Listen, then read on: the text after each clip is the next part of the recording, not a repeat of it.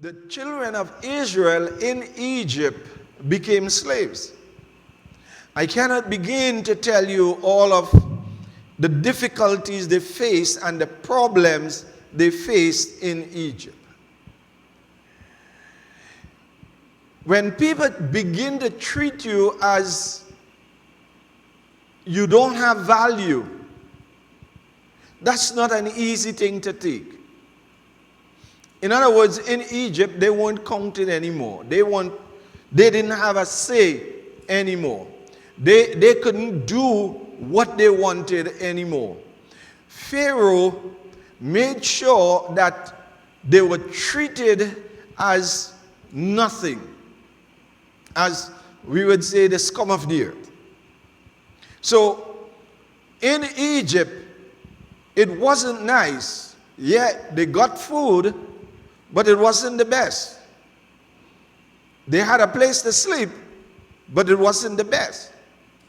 And so when Moses came and told them, and pleaded with Pharaoh, yes, they were all ready to go because Moses was giving them a hope. Moses came to them and said, well, the Lord have sent me to deliver you and to take you to a land flowing with milk and honey. Now, I want you to kind of picture in your mind the disposition of the people or the children of Israel in Egypt.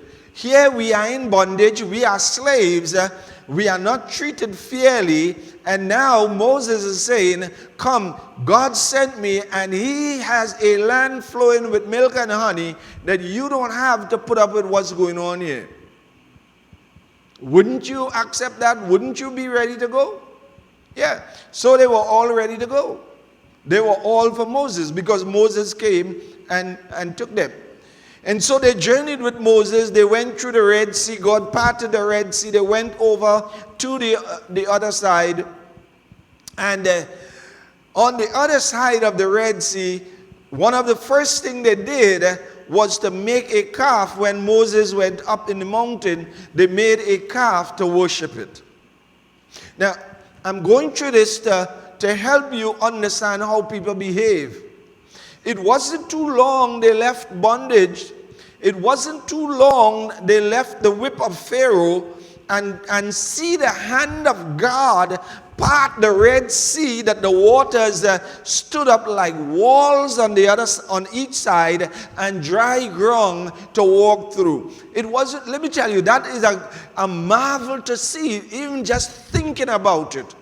And they walked through, God delivered them and brought them on the other side. So that was one thing that was accomplished. Moses says, listen, I need to go speak with God. I need to go up to the mountain, talk with God, wait here, tarry, I'll be back. All the people had to do was just wait on Moses. But I want to tell you something. You have to be very careful of the people who try to influence you. They did not just make a calf just on their own. They were influenced by a certain character.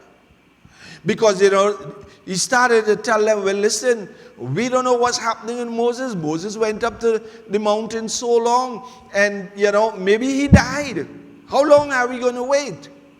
And we don't know this God that Moses spoke of. We don't know who he is, how to approach him. So you know what?